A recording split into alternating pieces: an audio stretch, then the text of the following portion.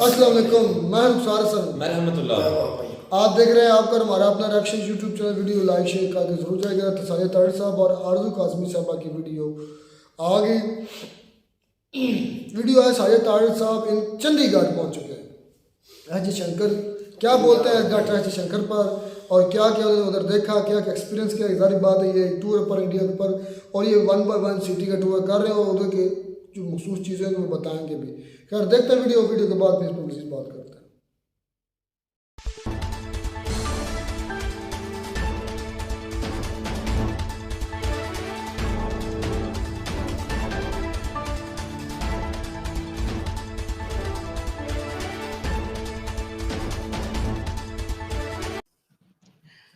अस्सलाम वालेकुम, नमस्कार, सत श्री अकाल एंड गुड इवनिंग। मैं हूं आरज़ू काज़मी और आप देख रहे हैं पॉइंट ऑफ व्यू। हमारे साथ हैं जी साजिद तारड़ साहब चंडीगढ़ से। बहुत शुक्रिया सर कि आज आप आए। Thank you. कुछ बताइए चंडीगढ़ के बारे में। जी देखिए, चंडीगढ़ जो है एक तो वाहिद एक ऐसा शहर है जो 2 स्टेटों का कैपिटल है, हरियाणा का और पंजाब का। यूनियन टेरिटरी इसको कहा जाता है। और जो नाम ये चंडीगढ़ लिया गया है, चंडी मंदिर से आया है। यहाँ पे जब बनाया गया चंडीगढ़, इसके करीब में एक मंदिर था चंडी मंदिर, उससे वहां से नाम लिया गया है। 1949 में एक अमेरिकन जो थे एल्बर्ट मायर, उन्होंने वो इसके आर्किटेक्ट थे। और लेकिन इसका जो ख्वाब था, इसको देखा गया जो वो जवाहरलाल नेहरू का, ये इसका कहा जाता है कि इसे ड्रीम उनका था, ड्रीम सिटी।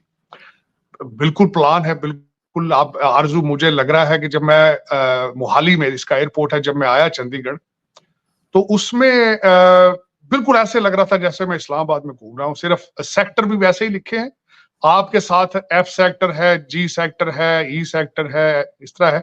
यहाँ पे सिर्फ सेक्टर्स के साथ जो है वो अल्फाबेट्स नहीं है।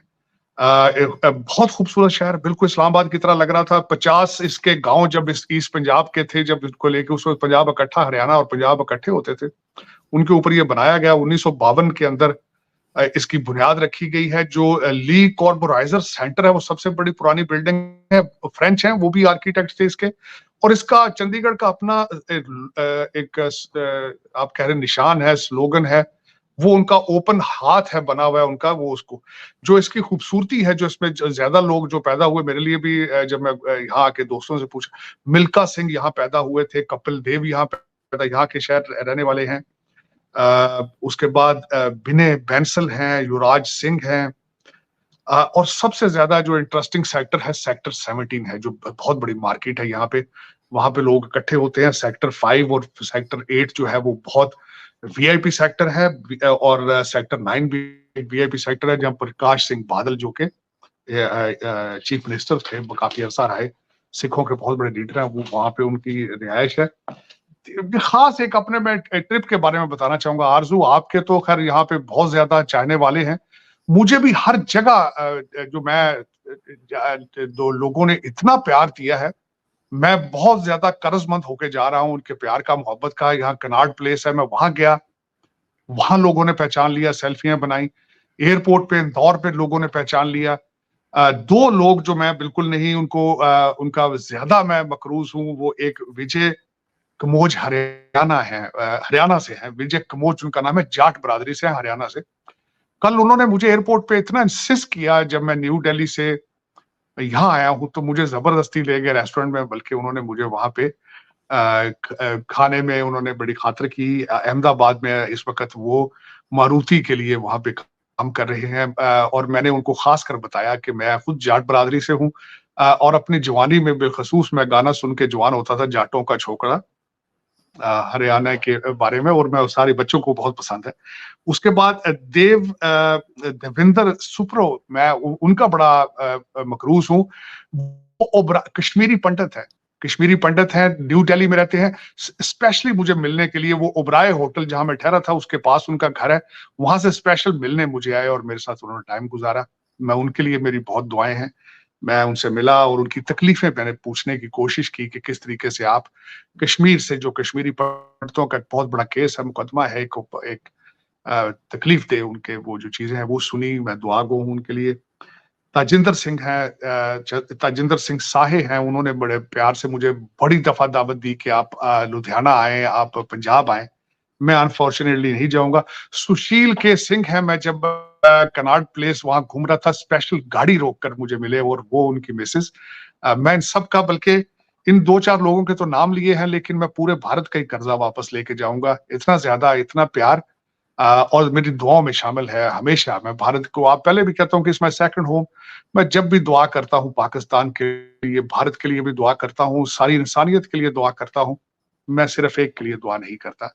तो लेकिन ये मैं बताना चाहूंगा, और आपके बिलखसूस आरजू, ये जितने लोगों का मैंने नाम लिया और ज्यादातर जो लोग मिले मुझे, वो आप ही के रेफरेंस से मुझे मिलते रहे, इंदौर के अंदर भी मिलते रहे। बल्कि मैं कल जब बैठा था, मैं मुराया आईसीटी में ठहरा था न्यू दिल्ली में वापस आके इंदौर से, तो जब मैं रेस्टोरेंट में बैठा था तो मुझे एक भाई साहब थे, उन्होंने बिलखसूस आवाज लगा के कहा कि आप जाती दफा आरजू मैडम के लिए आपने उनके लिए मट्टी जरूर लेकर जानी है। मुझे याद कराया उन्होंने। मैं बहुत उनके लिए ओब्लाइज्ड हूं, उनका इतना प्यार।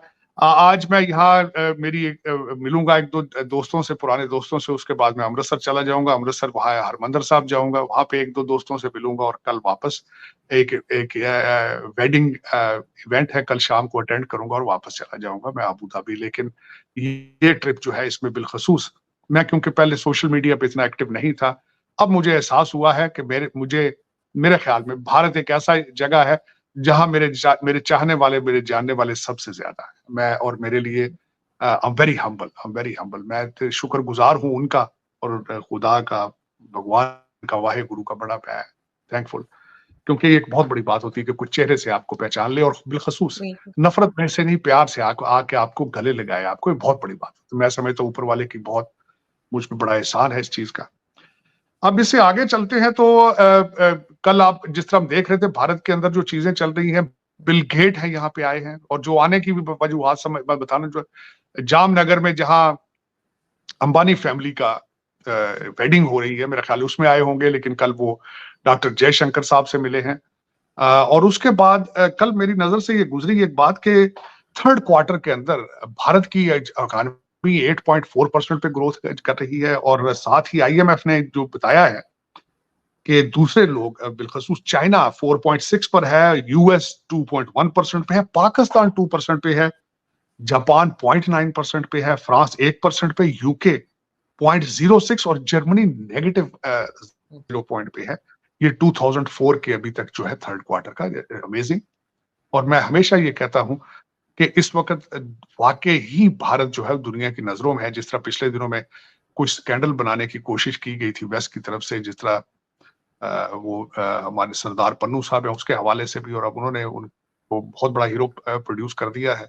और दूसरा, आपने पिछले दिनों में देखा होगा कि डॉक्टर जयशंकर साहब और भारत जो है, they were tilting towards Russia at the same time. तो लेकिन उन्होंने, जिस तरह मैंने बताया था, म्यूनिख में उन्होंने बड़ा खुल के, डॉक्टर जयशंकर साहब ने इसका इजहार किया है कि रशिया को के पास ऑप्शन और चॉइसेस होने चाहिए। भारत जो हमेशा अपनी इंडिपेंडेंट और फॉरेन पॉलिसी की बात करते हैं, क्योंकि इकॉनमी के, जब तक आपकी इकॉनमी ठीक ना हो, आप इंडिपेंडेंट फॉरेन पॉलिसी एक ख्वाब होती। लेकिन ये बहुत बड़ी बात है। लेकिन इसके साथ ही मैं बताना चाहूंगा कि पाकिस्तान के हवाले से इस वक्त क्या हो रहा है, तो मुझे अफसोस के साथ ये कहूंगा कि दो असेंबलियां बन चुकी हैं। पंजाब असेंबली एक अंदर लगेगी, एक बाहर लगेगी।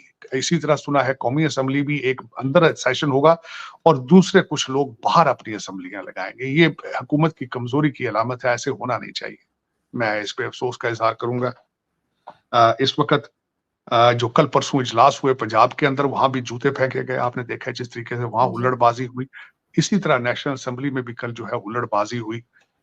एक रिलीजियस कल्ट की तरह, जिस तरह लगता है कि वो आगे बढ़ने की तरफ नहीं, पीछे जाने की तरफ उनकी तैयारियां मौजूद हैं। उसकी वजह यह है कि आईएमएफ को लेटर सुना है, उन्होंने लिख दिया है, वो प्रिंट भी बाहर इस वक्त कौम के सामने भी आ चुका है। अब इसमें ये सियासत, ये जमहूरियत नहीं है कि अगर आपके मन पसंद की हुकूमत नहीं है तो फिर भाड़ में जाए पाकिस्तान।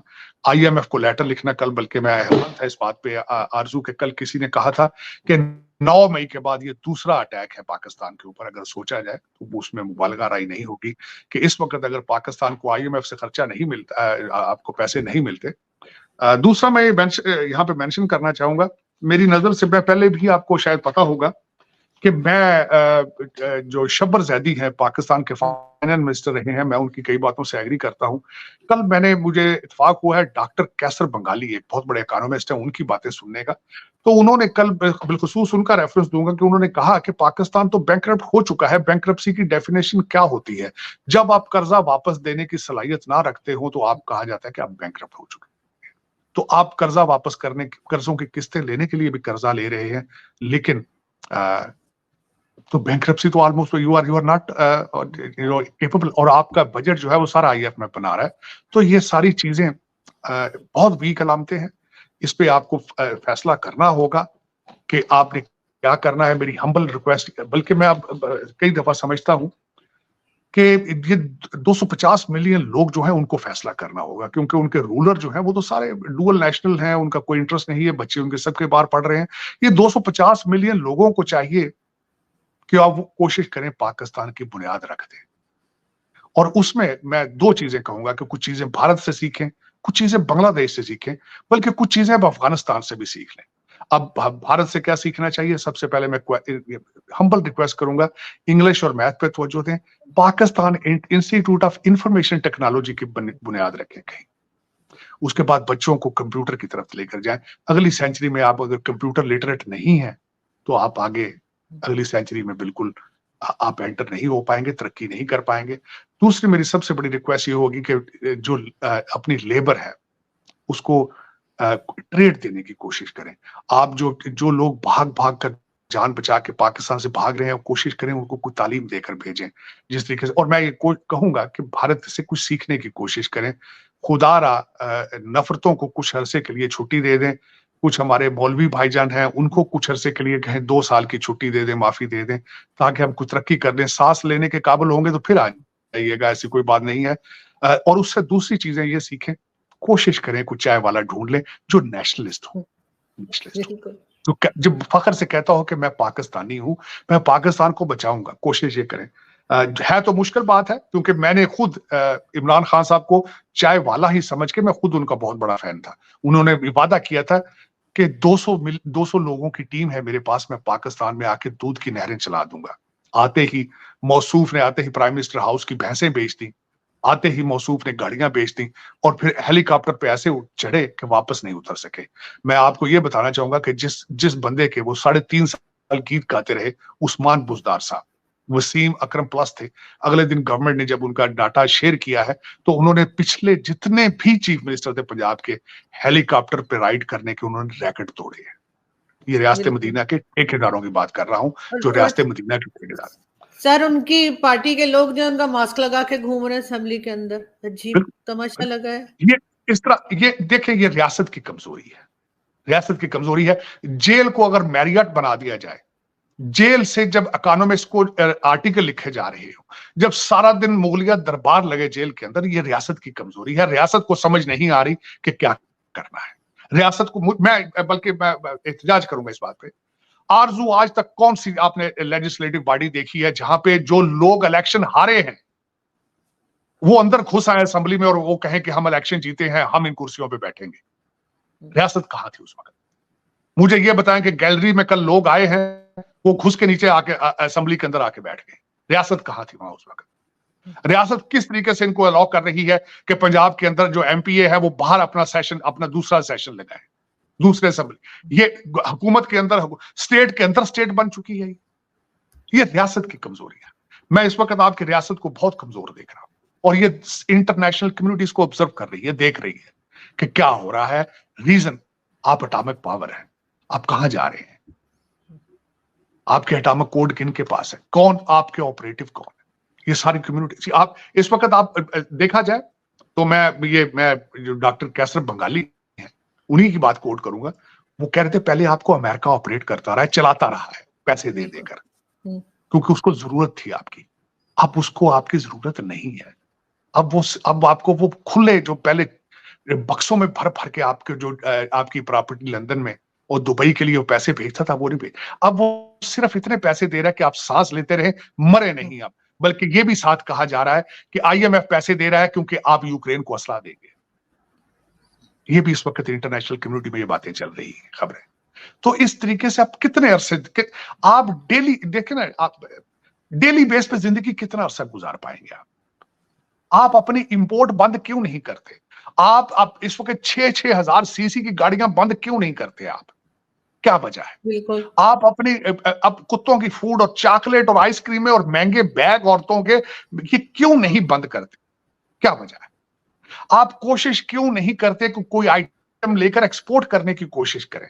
आप खुदारा खवातीन की जान इन मौलवियों से छुड़ा क्यों नहीं लेते? मैं यही बात करना चाह रहा था बांग्लादेश से, मैं यही कहना चाह रहा था माइक्रो फाइनेंसिंग डॉक्टर यूनुस की कॉपी क्यों नहीं करते? उन्होंने आपकी 51% खवातीन आपने घरों में बंद करके ताले लगाकर चाबियां गुम कर दी हैं कि क्यों कर रही है? बांग्लादेश ने तरक्की की थी इन औरतों की वजह से, स्वेट शॉप्स बनाई थी उन्होंने कॉटन की फैक्ट्रियों में इन औरतों को एंगेज किया था। ये क्यों नहीं सीखते आप? ये मौलवी भाईजान से 2 साल की छुट्टी ले लें प्लीज, इनके पांव पड़ जाए, इनके कहें कि हमें 2 साल के लिए छोड़ दें, खुदा रा इन कौम की बच्चियों को इस तरह नाम घसीट घसीट के मारो, लोग देख रहे हैं। और जो मौलवी है वो जो आया था उसका फैसला करने के लिए, वो कहता है मुझे पढ़ने नहीं आता। ऐसे ही। और फिर मैं क्या करूं? इस बहुत बड़ी खबर बीबीसी ने चलाई, CNN ने चलाई, किसने वो खबर नहीं चलाई? फिर सर बहुत बुरा हाल है इन लोगों का जी। खुदारा इन बच्चियों को छोड़ दो यार, खुदारा। आप मस्जिदों में, आप जहां से आए हो मस्जिदों से निकल के, वहां लोटे सेफ नहीं है, गिलास सेफ नहीं है, पंखे चोरी हो रहे हैं वहां पे, वहां पंखों की हिफाजत करो। इन बच्चियों को छोड़ दो यार, खुदा का नाम है। तरस करो इस पाकिस्तान के ऊपर, तरस करो। लेकिन क्या कर चले, लेकिन उसमें आरजू, मैं कहता हूं वहां से पठान भाइयों से सीख लो, अफगानियों से, जिस तरीके से तुम्हारे डॉलर सारे यहां से उठा के ले गए थे। कोयला लेके आते थे, वो कहते थे रुपए में नहीं पेमेंट लेंगे, डॉलर में दो। आपको बैंक करप्ट कर गए अफगानी सर कनाडा जाके भी तो पीआईए के जो एम्प्लॉयज हैं वो गायब होते जा रहे हैं। आज फिर एक और गायब हुआ है, 10 हो गए इस साल में। इंटरनेशनल न्यूज बनी है और जाती दफा मोहतरमा कहेगी thank you PIA, thank you. Sir उनके बाद एक और गायब हो गए हैं लेटेस्ट आज। ये जहाज ही नहीं आएंगे वापस भाई, पायलट भी भाग जाएंगे। आप कह रहे हैं एयर होस्टेस से, पता नहीं पायलट किस तरह वापस चले जाते हैं। ये तो अभी बहुत कुछ होगा, लेकिन करने वाले पता नहीं क्या क्या वजह है, क्या रोक रहा है इस वक्त पाकिस्तान के जो डिसीजन लेने वाले हैं, उनको क्या हो चुका है? वो क्यों नहीं इस मुल्क को बचाने के लिए कोई एक्टिव हो रहे? मेरी समझ से ये बाहर है। मैं अब तो चंडीगढ़ में बैठा हूं, अमृतसर, ये दिल्ली वगैरह, यहां से 100 मील दूर है मेरा मुल्क, 100-150 मील दूर। आग लगी पड़ी, लोग जाने बचा बचा के भाग रहे हैं। क्या वजह है? क्यों नहीं तरस कर रहे इस कंट्री के ऊपर? क्यों नहीं ये कोशिश कर रहे कि ब्लीडिंग बंद की जाए? जर्नैलों के बच्चे अब कहते हैं हम पाकिस्तान आगे। उमर अयूब साहब है अगले प्राइम मिनिस्टर, वो कैंडिडेट है। असद उमर साहब है, दोनों के बाप जर्नैल है, दोनों के बाप जर्नैल। मैं बच्चों को चाहूंगा कि वो डॉक्टर कैसर बंगाली की वो सुने उसका ब्लॉग, जिसमें उन्होंने कहा है कि जनरल जियाउल हक का दौर जो एक बदतरीन दौर था। बिल्कुल सुने उसे। परवेज मुशर्रफ किस फॉरेन नेशनल आपके वहां से कॉन्ट्रैक्ट पे आके आपके प्राइम मिनिस्टर बनते रहे हैं। मोइन कुरैशी साहब है, वो दूसरे सिटी बैंक के एक मुलाजिम आ गए थे। और आप IMF वाले लोग ले आते हैं, वर्ल्ड बैंक के लोग लेके आते हैं, आपको सारा ऑपरेट वो करते हैं। जब क्या वजह है? क्या मैं समय से सोचने से कासर हो चुका हूं। क्या वजह है कि पाकिस्तान में कोई आज पाकिस्तानी कोई नहीं है? क्या वजह है? क्यों नहीं बचाने के लिए निकल रहे बाहर? 250 मिलियन लोग हैं, पता नहीं जिहाद जिहाद जिहाद जिहाद। और जियाउल हक ने ऐसा टीका लगाया, उसके ऊपर तड़का लगाया मेरे इमरान खान ने। एक तो वो खूबसूरत बहुत है, हैंडसम बहुत है, बाल वगैरह लगवाए उसने, फेशियल कराता है। आधे लोग तो उसकी खूबसूरती के पीछे चले जाते हैं। कभी वो रियासत मदीना बना रहा है, कभी कहता है कनाबुरु या करस्ताइन, लेकिन सर मजहब का चूरन तो सभी ने बेचा है सर, चाहे वो भुट्टो हो, चाहे बेनजीर हो, चाहे नवाज शरीफ, इमरान खान, मजहब का चूरन तो सभी ने बेचा है यहाँ पे। लेकिन अब देखें मजहब तो देखें, UAE वालों के पास भी मजहब है, सऊदी अरेबिया वाले भी अब जा रहे हैं। अब आजकल की खबर थी, उन्होंने मस्जिदों में इफ्तारी बंद कर दी है भाई सऊदी अरेबिया में। वो 60 दूसरी डायरेक्शन पे जा रहे हैं, तरक्की वाली साइड पे। उन्हें पता है तेल बंद हो जाएगा तो कहां जाएंगे। हमारा सांस बंद हो गया, हमें नहीं समझ आ रही हम क्या करें। हमारा तो सांस बंद हो चुका है। लेकिन चले को करने वाले पता नहीं। लेकिन इस वक्त स्टेट आपकी बहुत कमजोर नजर आ रही। स्टेट ये 2 असेंबलियां चलेंगी ना अब ये आगे, और जिस तरीके से मुर्शिद पाक अंदर से कह के मैं जला के भस्म कर दूंगा हर चीज को, वो बहुत खतरनाक आदमी है, वो सियासतदान नहीं है। वो ये भाईजान आप ही का प्रोडक्ट है। आप भी 2018 में इनको लेकर आए थे। जो मैं कहता हूं, जो बिल्डिंग बनाता है मिस्त्री, उसको पता होता है इसको डिसअसेंबल किस तरह करना है। क्यों नहीं कर रहे, रोक क्यों नहीं रहे? पाकिस्तान बचाने के लिए आप सीरियस क्यों नहीं है? लेकिन सर IMF इनके लेटर को देखेगा, क्या इंपॉर्टेंस दी जाएगी इनके लेटर को? नहीं, उसकी कोई इंपॉर्टेंस नहीं, उसकी कोई इंपॉर्टेंस। ये जिस तरह से ये एक ख्वाब है, देखें, ये वो बंदा IMF को लेटर लिख लिया जिसने कहा था एब्सोल्युटली नॉट। ये वो बंदा है जिसने 55 जलसे किए अमेरिका के खिलाफ, साइफर। आज वहां लाबियां भी हायर कर रहा है, अब उनके पांव भी पड़ रहा है, ठीक है। लेकिन 250 मिलियन लोगों में से मेजॉरिटी जिन्होंने वोट दिए वो आंखों से अंधे हो चुके, कानों से बहरे। वो कहते हैं नहीं ये मुर्शिद है, वो कहते हैं ये खुदा ने भेजा है इसको हमें बचाने के लिए। लेकिन ये कि आरजू, इसमें मुझे पाकिस्तान के लिए कोई अच्छी खबर नजर नहीं आ रही, दुख वाली बात है। लेकिन यहाँ पे मैं जो यूपी जाने का जो मैं प्रोग्राम बना रहा हूँ, वहां पे मुझे पहले पता चला था 4 नए एयरपोर्ट बन रहे हैं। मुझे कल किसी ने कहा 4 नहीं 6 नए एयरपोर्ट बन रहे हैं।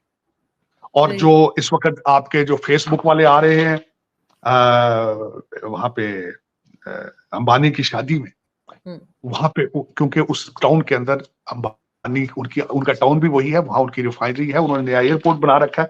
इवांका ट्रंप आ रही है वहां पे, जुकरबर्ग आ रहे हैं, CEO गूगल के, माइक्रोसॉफ्ट के आ रहे हैं। मैं एक आपसे आखिरी बात ये मेंशन करना चाहूंगा कि ये क्यों हो रहा है। कल मेरे एक दोस्त में जब बैठा था वहां पे न्यू दिल्ली के अंदर, तो मैं इस बात पे मैंने कहा नगर के अंदर ये मैंने खबर ये सुनी थी कि भारत प्रमोट कर रहा है कि फॉरेन डेस्टिनेशन वेडिंग ना की जाए।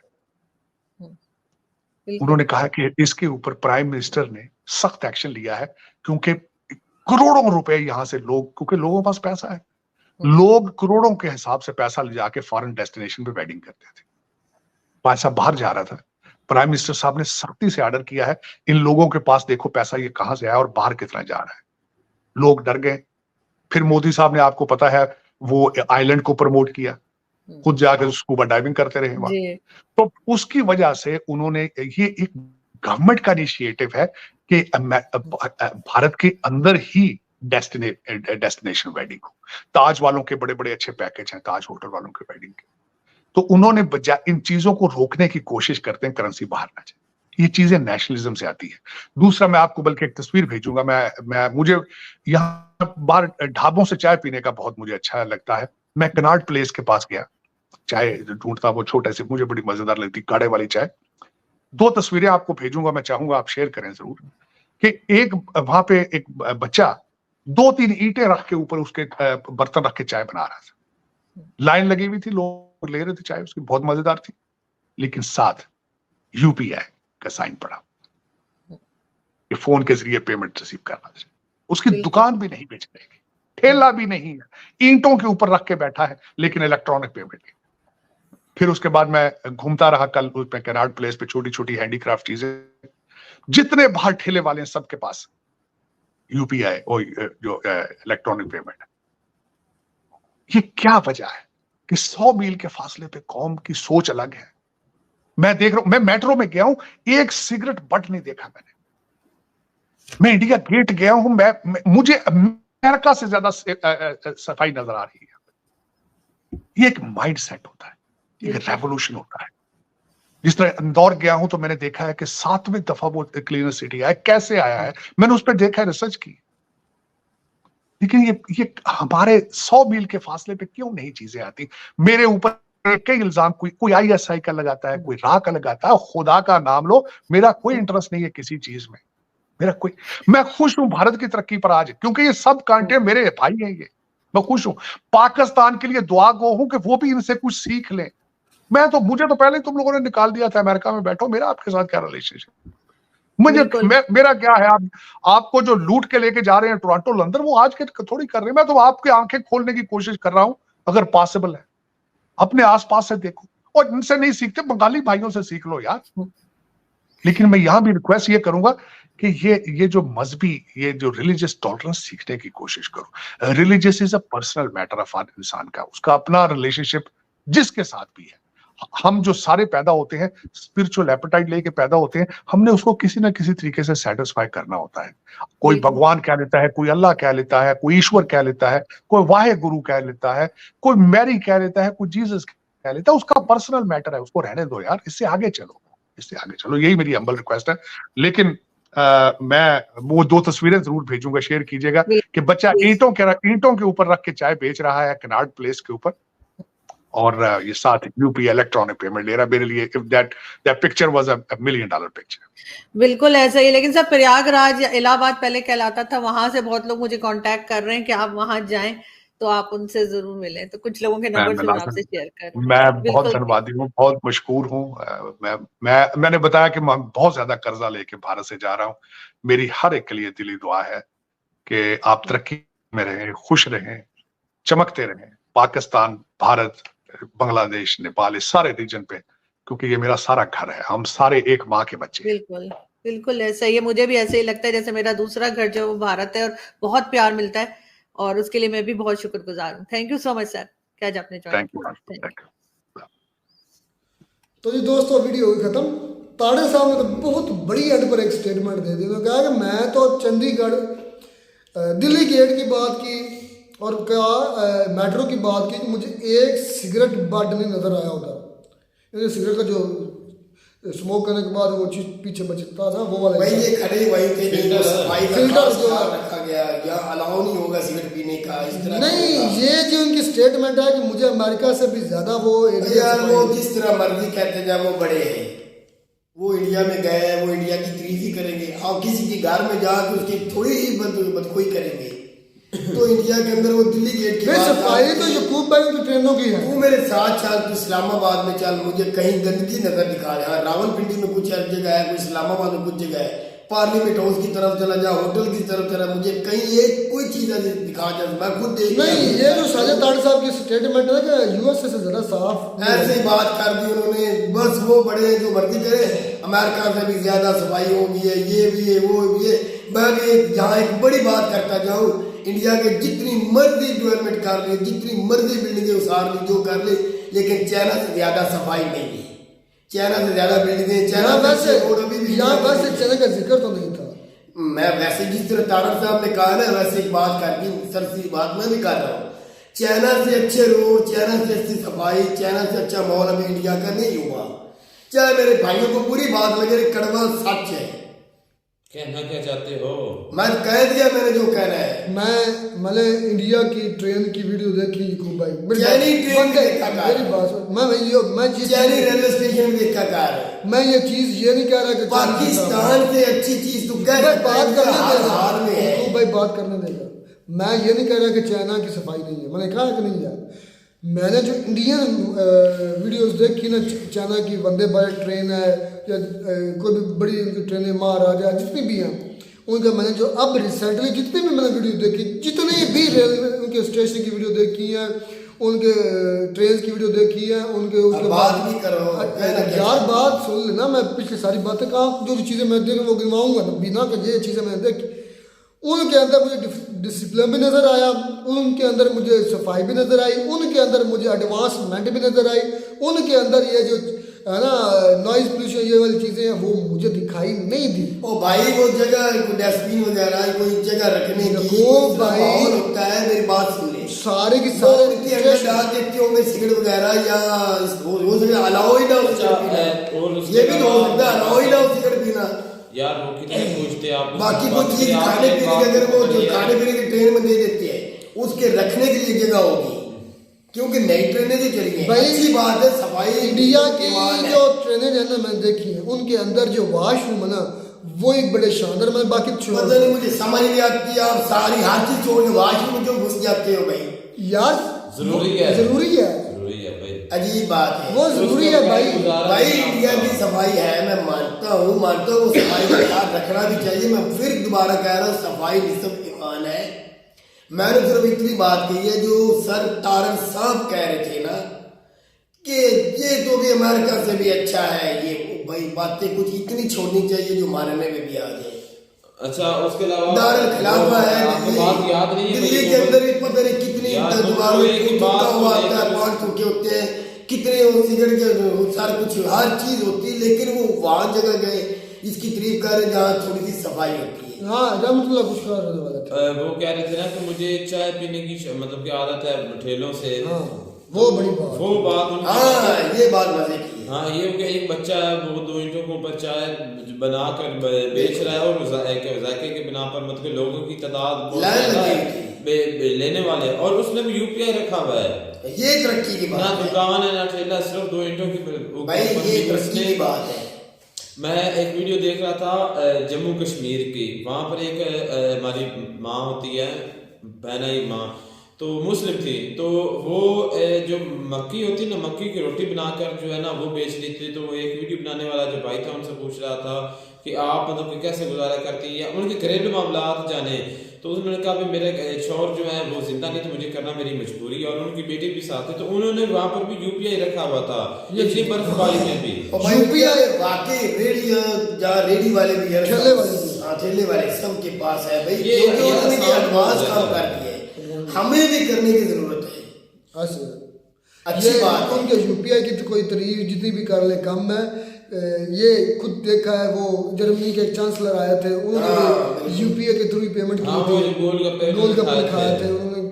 यूपीआई की बल्कि दूसरी कंट्रीज में भी लॉन्च हो चुका है, सिर्फ कहीं इंडिया में। developer है, बैर की बात हाँ, नहीं हाँ, हुई। बैर की कई डेवलपर है इंडिया, अब भी आते हैं, हमने कई की वीडियो की है, उन्होंने भी ये काम दिखाया बस है सही और है। ये हकीकत है, अच्छी बात है। अच्छा फिर उन्होंने बात की अपना पाकिस्तान पर दोबारा 9 मई के, यानी कि जो इमरान खान ने IMF को खत लिखा है और IMF का पास ये खत चला गया है। मैं इस बात से डिसएग्री करता हूँ। ये पहली मतबारी हुआ, ताहिर साहब को शदीद किस्म की नफरत है सिर्फ और सिर्फ खान के साथ, खुन्नस है, बेगैरती है इसे। ये होता कौन है खान के साथ कि ये करने वाला जो है ना कह लें कि नफरत, ये होता नहीं, कौन है इसके सामने? नहीं जो खान का एक मिनट जो खान के जो जूती बुरा है ना, बुरा जो लफ्ज़। जूती के ऊपर एक कील लगा हुआ उसके बराबर भी इसकी औकात नहीं है। ये भाई कौन होता खान नहीं के नहीं साथ भाई, बात मैं करने इस वाला? बात को एग्री नहीं करता, औकात की बात नहीं करनी चाहिए। हाँ ये पता नहीं कहाँ कोई का ये तारक झूठी साहब बातें हमारे करता बड़े रहता है हर वक्त। बुजुर्ग हैं, उनको कोई मसला हो सकता है खान साहब से। इंडिया के एक मिनट लेकिन- लेकिन मेरी बात सुनो, इंडिया की फेवर हासिल करने के लिए झूठी बातें बकता है। इंडिया को देखने वाले को पता नहीं है कि अमेरिका में ज्यादा सफाई है कि इंडिया में ज्यादा। ओ भाई मेरी बात सुन, मेरी ये बात बात बातें करेगा वो बात तो सुन ले। एक मिनट भाई, तारक साहब के चाहने वाले हिंदुस्तान में बहुत ज्यादा है, ये एक हकीकत है। हाँ, वो accepted भाई। इज्जत के नजर में देखा जाता है तो इंडिया ऐसे काम ही ऐसे भाई कर रहा है। इंडिया की हुकूमत गवर्नमेंट बेशक हम नहीं। उनको जो भी कहे, इंडिया की हुकूमत अच्छे काम कर रही है भाई, हमें कई बातों के खिलाफ हो भी जाता है, हम बोल भी लेते हैं, लेकिन इंडिया अच्छा कर रहा है। जो अच्छी कंट्री उसकी हर कोई तारीफ करता है। तारक साहब के चाहने वाले इंडिया है, वो गए इंडिया विजिट करें, अगर हमारे पास पैसा है, हमें इजाजत है तो हम भी जाएंगे, तो हम भी जाकर देखेंगे कि भाई हम भी ट्रीट करता करेंगे। रहता है ये साजिद हो सारी लेकिन इमरान खान साहब एक मिनट उसकी की बात। ये है, जो चलो इमरान खान ने कुछ गलतियां की, हर इंसान गलती का पुतला, गलती हो जाती है, गलत पॉलिसियां भी होती हैं, की भी हैं, लेकिन जो अच्छे हैं वो भी बताना चाहिए। जो इमरान खान ने अच्छी पॉलिसी है, जो अच्छे आवाम के लिए किया है, जो सोचा आने वाले वक्त के लिए, वो भी तारक साहब को बताना चाहिए, ना कि जो एक बुरा हो गया उसको ही बार बार रिपीट करते रहना। ये देखो वो देखो, मंडी लागी, पीछे असम्बली, आगे असम्बली, दो असम्बली। भाई ये भी तो देखे ना, असम्बली लगाई किन्होंने, ये चोरी की किन्होंने? ये बंदे जो हारे हुए थे, इनके 45 फार्म इनके पास नहीं, ये हारे हुए पूरे पंजाब में सिर्फ 19 सीटें आए। बात क्लियर है, 19 सीटें जीतने यार, इससे वाला फर्क नहीं पड़ता कैसे इनको। वो आ जाते हैं? तारक साहब से मेरा और सवाल यार, है, तुम सवाल क्या करते एक हो? मिनट, साफ तारक करो। साहब भाई मैं एक बात सर को पहुंचा रहा हूं, अगर मेरे पैगाम पहुंच जाए तो वो सर है 19 MLA के साथ वो कैसे मुल्क के वजीर आजम प्राइम मिनिस्टर बन सकते हैं? आप सर सर्च कर लिया करें, आपको इसके ऊपर पता इसने नहीं कभी है। नहीं बोला। जो इनको लेके आए उनके बारे में आपने कभी लफ्ज नहीं बोला। जो आके बैठे हैं 3-3 4-4 बार वजीर आजम बन चुके हैं, कभी इकानमी बढ़ाई नहीं, रोड के अलावा कभी कोई काम किया नहीं, तो रोड भी तो हमारे टैक्स का पैसे से बनता ये है। साजिद तारक 20 सालों यार से- जब मैंने सवाल किया, मैंने कहा IMF को जो खत लिखे उसका दूसरी मतबा 9 मई हो गया, तो उसकी उधर जो USA के ग्रेग है, अभी न्यूज आई है, ग्रेग ने भी एक लेटर लिख दिया है, उसकी बिल्कुल। 30 ML उनके जो साइन है कि भाई ये चेक करो ये पाकिस्तान में चल क्या रहा है। ये खान ने तो नहीं कहा उसका सियासत खत। किस तरह की हो रही है? किस तरह की हो रही है? पूरा आलमी मीडिया जो वो इस पर बोल रहा है, पूरा आलमी मीडिया कह रहा है कि ये रिगिंग हुई है। बकायदा रावलपिंडी के अंदर उस पर नहीं है बोलता। वीडियो के अंदर भी मैंने बताया था, पूरी दुनिया की मीडिया सिवाय हिंदुस्तान या इसराइल के सारी इंटरनेशनल मीडिया आई हुई थी रावलपिंडी के अंदर। पीटीआई के अवाम ने इमरान खान के कहने पे 45 फॉर्म लेके एहतजाज रिकॉर्ड करवाया ताकि दुनिया को पता चले हमारे साथ धांधली नहीं धांधला किया गया है। हमें ये मैंडेट चाहिए, हमें वो अपनी ताकत, आवाम की ताकत का वोट चाहिए, ये रिजल्ट हमें चाहिए। ये 42 जिलों का है, 42 जिलों का हमें रिजल्ट चाहिए। अगर इसके बाद रिजल्ट आने के बाद हम हारते हैं तो हम कबूल करेंगे हार अपनी, लेकिन उसके अलावा हम हार कबूल नहीं करेंगे। हम जो असम्बली में लाए गए इनको हम नहीं चलने देंगे। ये मंडी जिस तरह लगी हुई है हम इसको नहीं मानेंगे। ये सादे तारक साहब को भी पता है, पता नहीं वो हमारे बड़े सारे क्यों ये क्यों नहीं इमरान खान के अच्छे कामों को बातें करते रहते हैं खुद ये 20 लेकिन आप ये गलत ना करें। 20 सालों से यूएसए में बैठे भाई आप वो जहाँ भी बैठे आप उसकी आगे से टोकते रहते भाई आप उसको बुरा नहीं कहते। उसको मैं खुद कहता हूं, मैं अपना जिम्मेदार हूं खुद अपनी क्यों नहीं? तू जिम्मेदार कैसे हो सकता है भाई? वो तुझसे बड़ा है, तू ये कह सकता है, तू ये कह सकता है तो आप इधर भी नजर दौड़ाओ, कुछ लफ्ज वो भी बोलो जो आप हमें देख रहे हो वो भी बोलो। कुछ भी यार बोलता रहता है खान के बारे में, ओ भाई मर्जी उसके दिमाग में। और रहमतुल्लाह गाली तूने निकालना। कितने सालों से यूएस में बैठे, इसने खुद पाकिस्तान के लिए क्या किया अभी तक? भाई वो मिनिस्टर पाकिस्तानी नहीं है, वो पाकिस्तानी सियासत में नहीं है तो पाकिस्तानी लेकिन वो वोट तो नहीं डालता, उसका वोट अमेरिका में होता है। कहाँ पर हुआ? अमेरिका के उसके पास जो पैदा हुआ था वहां पर हुआ था। भाई वो कितने सालों से अमेरिका में रहता है, उसका वोट कास्ट नहीं होता है। मैं कह रहा हूँ 20 साल इसको हो गए हैं ये यूएस में बैठा हुआ है और बातें करता रहता है खान साहब पर, पाकिस्तान पर बातें करता है। मैं तो कहता हूँ इसका हक ही नहीं पाकिस्तान पर बातें करना। एंकर का चाहे इंडियन हो, एंकर इंडियन हो, इसराइली हो, अमेरिकन हो, किसी कंट्री का हो, हर कंट्री के बारे में हर कंट्री का हक होता है बात करना। जब भी कोई इलेक्शन आए या कोई बुरा हो या अच्छा हो, बातें होती रहती है। इज्जत करोगे तो इज्जत मिलेगी। ओ भाई हमारी भाई हमारी कौन सी इज्जत है? ओ भाई हमारी इज्जत की बात कर रहा भाई की मैं बात कर रहा हूँ, हमारी वो इज्जत है भाई। मेरी बात एक बात छोटी सी बता लो, तारक साहब या तारक साहब जैसे और भी कई हैं, जितनी मर्जी जिसके खिलाफ बोल रहे इमरान खान के, जो अल्लाह ने उसे इज्जत दी है या देनी है ना वो कोई छीन नहीं सकता। ऐसे ही है ना, अगर जो अल्लाह ने नहीं देनी वो कोई दे नहीं सकता। बात तो ये है, लेकिन जितने भी भाई कोई मीडिया पे आके बंदा बोलता है उसकी पर्सनल उसको नहीं बोलना चाहिए, पर्सनल उसको अटैक नहीं करना चाहिए, उस गाली गलौज नहीं करना चाहिए। भाई मैं तो इस तरह करूंगा। चले बात कंक्लूड कंक्लूड ये है कि तारक साहब को नवाशी, जरदारी, फजलो ये और एस्टेब्लिशमेंट जजीज के फैसले या बुरा वक्त क्यों नहीं नजर आता, क्यों नहीं आता? ये सब खान को क्यों कोस गाजी गाजी साहब के ऊपर सवाल क्यों नहीं उठाते? हाँ इस तरह बोल लो। हाँ ये वन साइड ना देखे, ये खान नहीं अब अमेरिका के अंदर से आवाज़ें उठ रही हैं कि ये पाकिस्तान के अंदर जो वोट है रिगिंग किए गए हैं, चोरी किए गए, ये मैंडेट चोरी का है।